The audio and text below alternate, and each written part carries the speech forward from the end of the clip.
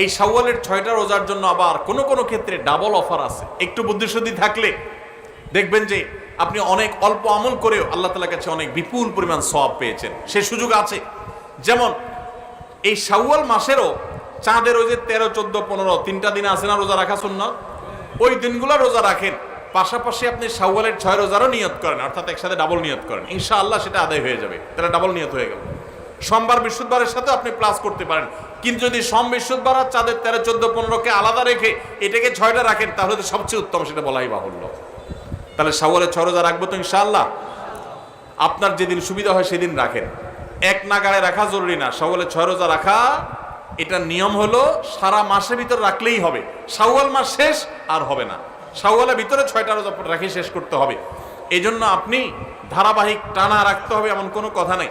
আপনি আজকে একটা রাখেন, আবার 5 দিন গ্যাপ দিয়ে একটা রাখেন, আপনার একটু কাজের চাপ যেদিন কম সেদিন রাখেন, আপনার যেদিন সুবিধা হয় সেদিন রাখেন, বদ্ধের দিন ধরে ধরে ধরে রাখেন, তাহলে আপনি যে কোনোভাবে 6টা রোজা রাখলেই হবে। সবাই চেষ্টা করবো না ইনশাআল্লাহ? তাহলে রমজানের আমলের চেষ্টা, রমজানের ইবাদত, রমজানের নামাজ, রমজানের রোজা, রমজানের তিলাওয়াত, রমজানের দান সদকা, এগুলো শুধু রমজানেই সীমাবদ্ধ নাকি রমজানের পরেও করা লাগবে? লাগবে কি লাগবে না? অতএব মসজিদে রমজানের পরে যেতে হবে কি হবে না? সবাই যাবো তো ইনশাআল্লাহ? আল্লাহর ঘরের দিকে যাবো তো ইনশাআল্লাহ? আপনার লাভ, আল্লাহর কোনো ঠেকা নাই ভাই। দেখতে দেখতে জীবনটা শেষ হয়ে যাবে, মালাকুল মউত হাজির হবে, চলে যেতে হবে, আপনি নিজের আমল নিয়ে যাবেন, আপনার কল্যাণ হবে। রমজান মাস শেষে 3টি আমল যদি আপনি ধরে রাখতে পারেন, 3টি কাজ, রমজান চলে গেছে, এই 3টা কাজ আপনি ছাড়েন নাই, এগুলো যদি আপনি ধরে রাখতে পারেন ইনশাআল্লাহ আপনার জীবনটা রমজানময় হয়ে যাবে, গোটা বছরটা আপনার জন্য রমজান হয়ে যাবে, এবং আপনার রমজানের ইবাদত সাধনা, সিয়াম সাধনা, সমস্ত বন্দেগী এবং ভালো কাজ সার্থক হয়ে যাবে যদি রমজানের 3টা জিনিসকে আপনি ধরে রাখতে পারেন। কয়টা জিনিস?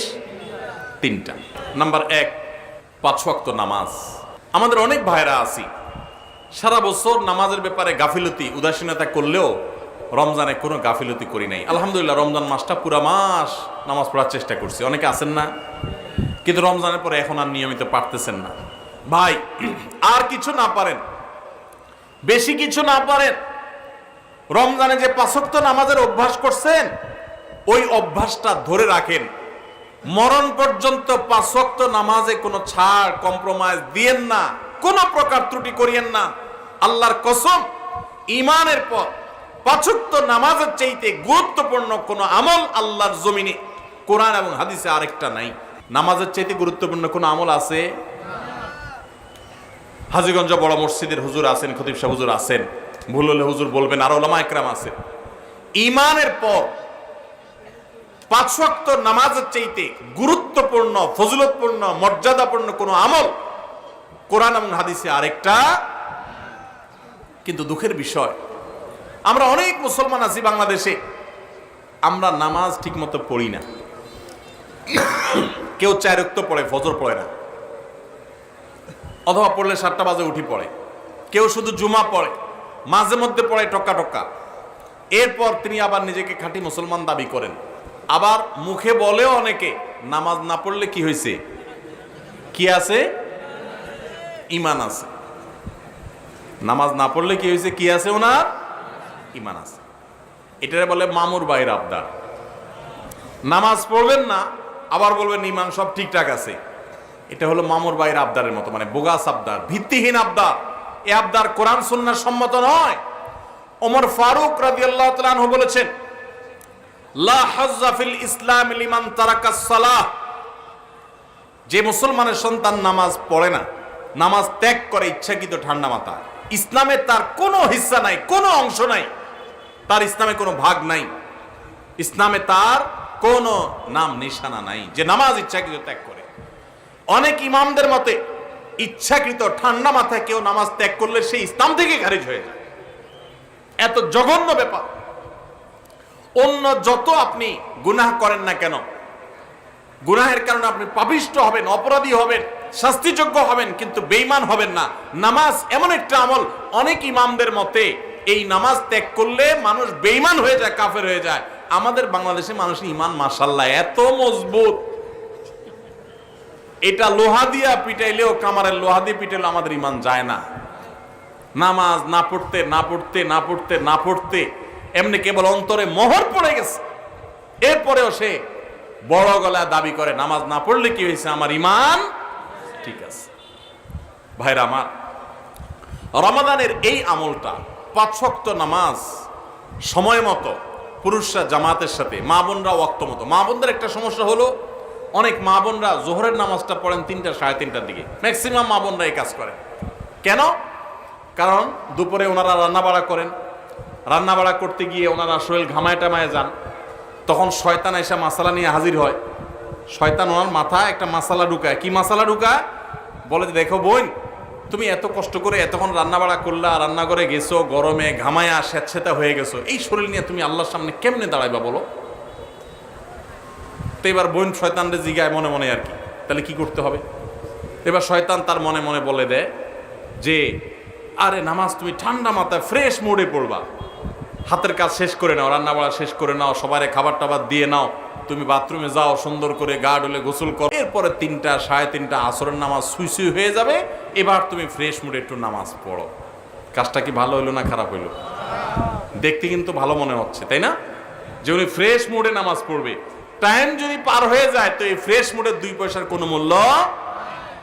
আল্লাহ বলেছেন ইন্নাস সালাতা কানাত আলাল মুমিনিনা কিতাবাম মাওকুতা, নামাজ ইমানদারদের জন্য নির্দিষ্ট সময় পড়াটা ফরজ করা হয়েছে। এজন্য মা বোনরা সময় হওয়ার পর দেরি না করে, অনেক মা বোনরা মসজিদে আজানের অপেক্ষা থাকেন, বলে মসজিদে পুরুষরা নামাজ না পড়লে মহিলারা বাসায় নামাজ পড়া যাবে না। না ভাই, পুরুষদের উপর ইসলাম এত ঝুলায় রাখে নাই মা বোনদেরকে। আরে মা বোনদেরকে যে পাওয়ার ইসলাম দিয়েছে, পৃথিবীর নারীবাদীদের 14 গোষ্ঠীর জন্মের বহু আগে ইসলাম নারীদেরকে আকাশে তুলে রেখেছে। এরা এগুলো চিন্তাও করতে পারবে না, এত মর্যাদা দিয়েছে। উমরা যাবেন, পুরুষ হয়েছেন তো জোরে জোরে তলবিয়া পড়া লাগবে, রোজা আছেন আর গায়ে রোজা আছেন, কোনো মাফ নাই, ছাড় নাই। আর মহিলা হলে আস্তে আস্তে পড়বে, রিল্যাক্স মুড, কোনো টেনশন নাই, কি আরাম, চিন্তা করেন।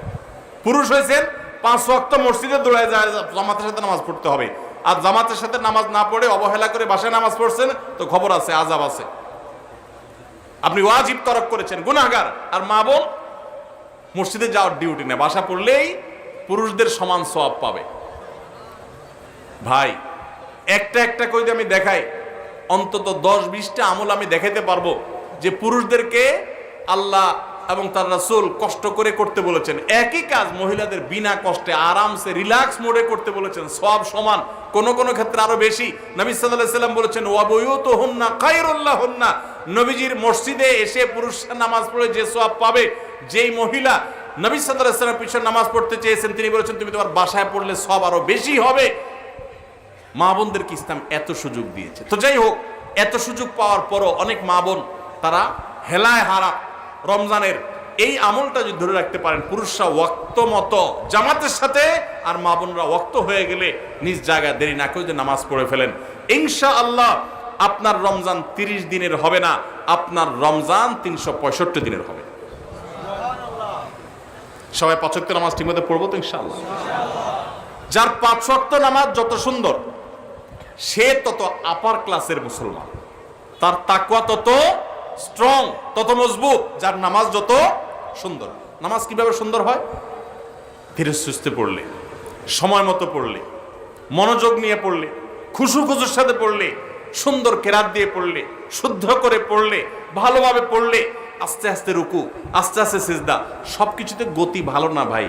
মোবাইল নেটে গতি ভালো, নামাজের মধ্যে গতি ভালো না। নামাজের গতি যত কম হবে, যত স্লো হবে, যত আস্তে আস্তে হবে, যত ধীরে ধীরে হবে, তত নামাজের মর্যাদা আল্লাহর কাছে বেশি হবে। আপনার মসজিদে যে মুসল্লি সবচেয়ে বেশি সময় নিয়ে নামাজ পড়ে, আপনি বুঝবেন এই লোকটা সবচেয়ে আপার ক্লাসের মুসলমান। নামাজের ক্ষেত্রে অন্তত, তার অন্য ক্ষেত্রে ত্রুটি থাকলে সে অবশ্যই দোষী হতে পারে, বাট নামাজটা তার সবচেয়ে সুন্দর, কারণ সে নামাজের সবচেয়ে বেশি সময় নিচ্ছে। এই জন্য সময় নিয়ে ধীরে ধীরে সুন্দর করে নামাজ পড়বো তো ইনশাআল্লাহ। রমজানে যারা নামাজ পড়ছেন ভাই, মরণ পর্যন্ত নামাজ পড়বেন। আপনারা কোরআনের একটা আয়াত শুনেছেন, জাহান্নামীদেরকে যখন জাহান্নামে নিক্ষেপ করা হবে, জাহান্নামীদের সাথে জান্নাতীদের কনভারসেশন হবে, কথোপকথন হবে।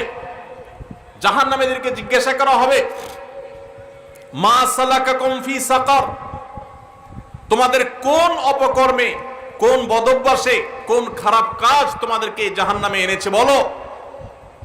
তারা বলবে ভাই, ক্বালু লাম নাকু মিনাল মুসাল্লিন, ক্বালু লাম নাকু মিনাল মুসাল্লিন। জাহান্নামীরা বলবে, আমাদের যেই অপকর্মে, যেই পাপের কারণে আজ জাহান্নামে আসতে হয়েছে, সে পাপ হলো যে আমরা মুসল্লি ছিলাম না দুনিয়াতে, 5 ওয়াক্ত নামাজ ঠিক মতো পড়তাম না। ভাইরে, যা করেন না করেন, সবকিছুর আগে 5 ওয়াক্ত নামাজটা ঠিক করেন। ইমানদারের জীবন যাবে, নামাজ যেতে পারে না ভাই, কোনো অবস্থাতে না, কোনো অবস্থাতে না। নামাজ ত্যাগ করার কোনো সুযোগ নেই। নামাজ এমন ইবাদত, দেখেন আপনার কাছে যদি পানি না থাকে, ওযু করার মতো পানি না থাকে, তাহলে তো নামাজ মাফ নাকি? যে পানি নাই বেচারা কি করবে? পানি না থাকলে কি করতে হবে? মাটি দিয়ে তায়াম্মুম করতে হবে। আপনার সতর ঢাকতে হয় নামাজের জন্য, পুরুষের নাভি থেকে হাঁটু পর্যন্ত। সতর ঢাকার মতো কাপড়ও যদি না থাকে, এরকম কোন পরিস্থিতি আল্লাহ না করুন যদি আপনি পড়েন, তাহলে তো নামাজ মাফ নাকি? জি না, ওই অবস্থায় নামাজ পড়তে হবে। কেউ কেবলা কোন দিকে, কেবলার দিকে নামাজ পড়া ফরজ, এটা নামাজের শর্ত যে কেবলামুখী হওয়া। এখন কেবলা কোন দিকে আপনি কোনোভাবে জানতে পারছেন না, আকাশ মেঘলা বা কোনো কারণে এমন জায়গায় আছেন সূর্য দেখছেন না, কোনো কম্পাস নাই, এমন জায়গা আছেন কেবলা কোন দিকে আপনি সেটা ফাইন্ড করতে পারছেন না। তো ফাইন্ড আউট করতে না পারলে, কেবলা নিরূপণ করতে না পারলে নামাজ মাফ নাকি? তাহলে কি করবে? কাউকে জিজ্ঞাসা করে পারলে পড়বে, আর জিজ্ঞাসা করার মতো কোনো লোক না থাকলে, কেউ যদি তথ্য দিতে না পারে সঠিক, তাহলে যেই দিকে কেবলা বলে তার মন বলবে সেদিকে ফিরে নামাজ পড়বে, তারপর নামাজ মাফ নাই। কেউ যদি দাঁড়ায় নামাজ পড়তে না পারে, অসুস্থ হয়ে পড়ে, তাহলে তো মাফ নাকি? আল্লাহু আকবার। দাঁড়ায় পড়তে পারে না, তাও মাফ নাই। কি করতে হবে? বসেও যদি পড়তে না পারে, হসপিটালে বেডে হাত পা সব ব্যান্ডেজ করা, শোয়া আছে, বসার ক্ষমতা নেই, তাহলে তো মাফ নাকি? আল্লাহু আকবার। ওই অবস্থায় নামাজ পড়তে হয়। কিভাবে নামাজ পড়বে সে? ইশারায়, চোখের ইশারা নামাজ পড়বে, মনে মনে নামাজ পড়বে। যতক্ষণ পর্যন্ত তার সেন্স আছে, হুঁশ আছে, নামাজ মাফ নাই। সেন্স চলে গেছে, বেহুশ হয়ে গেছে, 5, 7, 10 দিন বেশ সেন্সলেস চলে গেছে, তাহলে ভিন্ন কথা। সেন্স নাই, তার আর নামাজ নাই। কিন্তু যতক্ষণ পর্যন্ত সেন্স আছে, ততক্ষণ পর্যন্ত নামাজ আছে। এই জন্য ভাই, নামাজ ত্যাগ করবেন না। প্রিয় নবী সাল্লাল্লাহু আলাইহি সাল্লাম, আপনার আমার প্রাণের নবী, আমরা নবীর ভালোবাসার কথা বলি অনেকে। শুনেন, নবী সাল্লাল্লাহু আলাইহি সাল্লামের নামাজের ব্যাপারে কি সিরিয়াসনেস ছিল জানেন? ওনার জীবনের শেষের দিকে এসে যখন একা একা ওনার রুম থেকে মসজিদে এসে নামাজ পড়ার মতো ক্ষমতা ছিল না। আপনারা যারা মদিনায় গেছেন তারা দেখেছেন, ভিডিওতে অনেকে দেখেছেন, তার যে মিম্বর, সেখান থেকে তার যে কবরটা, এই কবরটাই ছিল তার থাকার কক্ষ। এই দুইটার মধ্যে দূরত্ব কিন্তু সামান্য কয়েক হাত, সামান্য কয়েক হাত। আমাদের যে স্টেজটা আছে, স্টেজের 2 গুণ বা 3 গুণ হবে বড় জোর, এতটুকু জায়গা। এই বাঁশের ঘেরাওটার এক মাথা থেকে আরেক মাথা, এত বড় হবে না, এর অর্ধেক হবে। এইটুকু জায়গা হেঁটে আসার মতো শরীরে ক্ষমতা নাই। তখন পর্যন্ত প্রিয় নবী সাল্লাল্লাহু আলাইহি সাল্লাম তার এক হাত আলী রাদিয়াল্লাহু তাআলা আনহুর কাঁধে, আরেক হাত আব্বাস রাদিয়াল্লাহু তাআলা আনহুর কাঁধে দিয়ে, 2 সাহাবীর কাঁধে 2টা হাত দিয়ে পুরা শরীরের ভার তাদের উপর ছেড়ে দিয়ে 2টা পা মোবারক মাটিতে রেখে দাঁড়াবেন, সেই শক্তি ছিল না মৃত্যুর আগ মুহূর্তে। পাগুলোকে মাটির সাথে টানতে টানতে রুম থেকে মিম্বার পর্যন্ত এসেছেন এবং নামাজ পড়াবেন ইমামতি করে, সেই শক্তি নাই। আবু বকরকে নির্দেশ করেছেন, আপনি নামাজ পড়ান, আমি নামাজের ইমামতি করার শক্তি নাই। ভাইরা আমার, এরকম কঠিন সময় পর্যন্ত প্রিয় নবী সাল্লাল্লাহু আলাইহি ওয়াসাল্লাম নামাজ ত্যাগ করা তো দূরের কথা, জামাত পর্যন্ত ত্যাগ করেননি। ওমর রাদিয়াল্লাহু তাআলার কথা আপনারা শুনেছেন, ফজরের নামাজের ইমামতি করতেছিলেন। ওই সময় ফিরোজ আল-লুলু নামে একজন অগ্নি পূজক, ইসলামের দুশমন, খঞ্জর লুকিয়ে এনেছিল কাপড়ের মধ্যে। যখন তিনি নামাজের মধ্যে আসেন, এমন একটা পজিশনে আসেন যে তিনি নামাজের গভীরে প্রবেশ করে গেছেন, তখন খঞ্জর আঘাত করেছে তার খঞ্জর দিয়ে তার পেটে। সাথে সাথে নাড়ি বুড়ি বের হয়ে এসেছে, রক্তে সব ভেসে গেছে, উনি পড়ে গেলেন নামাজের মধ্যে। কিন্তু সবাই ধরাধরি করে তাকে নিয়ে যাওয়া হলো, নিয়ে গেলেন। তিনি সেন্সলেস হয়ে যাচ্ছেন, রক্ত শূন্য হয়ে, মৃত্যুর ঠিক আগ মুহূর্তে, এর কিছুক্ষণ পরেই মারা গেছে। ওই সময় হঠাৎ করে তার যখন সেন্স আসছে, একটু মাথাটা উঁচু করার পর তার পরিবারের সদস্যরা দৌড়ে আসছে যে এত রক্ত ক্ষরণ হয়েছে, বোধহয় পানি টানি পান করার জন্য বলবে, শেষ মুহূর্তে মানুষ পানি খেতে চায় মরার আগ দিয়ে বা কিছু। যখন তারা দৌড়ে আসছে, উনি তাদেরকে বলতেছেন, নামাজের মধ্যে যে আমার দুর্ঘটনা হলো, মানুষদের নামাজের কি হলো, জামাতের ব্যবস্থা হইল কিনা, নামাজের কি হলো সেই চিন্তা করছেন ওই মৃত্যুর মুহূর্তে পর্যন্ত।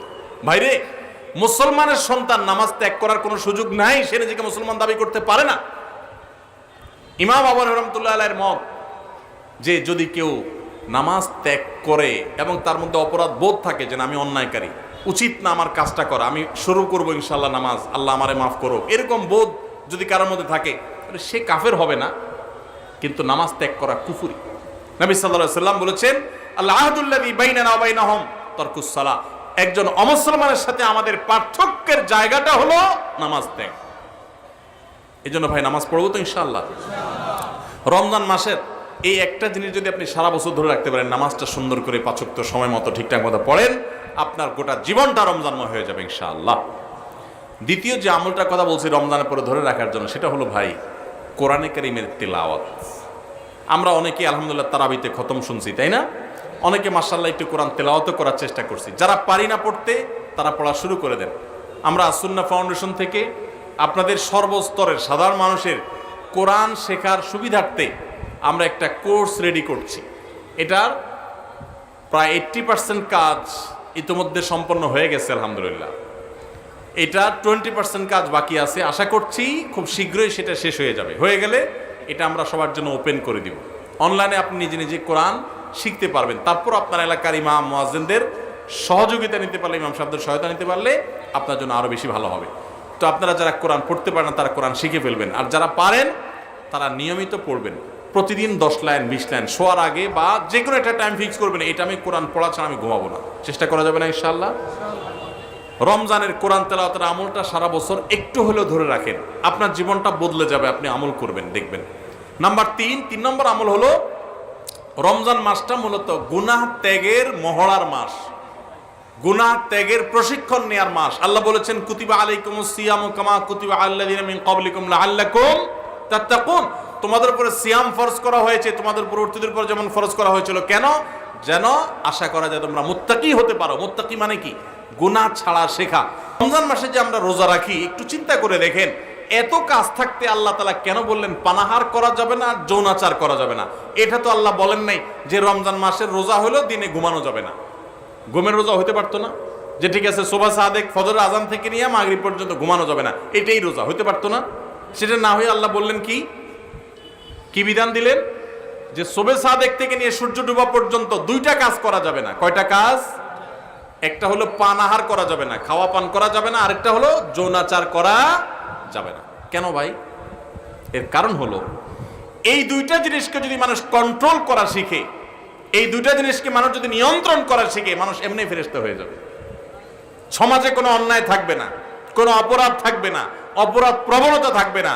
আমরা যতটা অপরাধ করি মুসলমান নামধারী হওয়া সত্ত্বেও, ততটা আমাদের মধ্যে এই 2টাকে আমাদের কন্ট্রোল করার ক্ষমতা না থাকার কারণে যত ঘুষ, যত সুদ, যত দুর্নীতি, যত অনাচার, যত আর্থিক অনিয়ম, যত অপরাধ, আর্থিক অপরাধ হয়ে থাকে, এই সবগুলো হয়ে থাকে ঘূর্ণিবৃত্তির কারণে।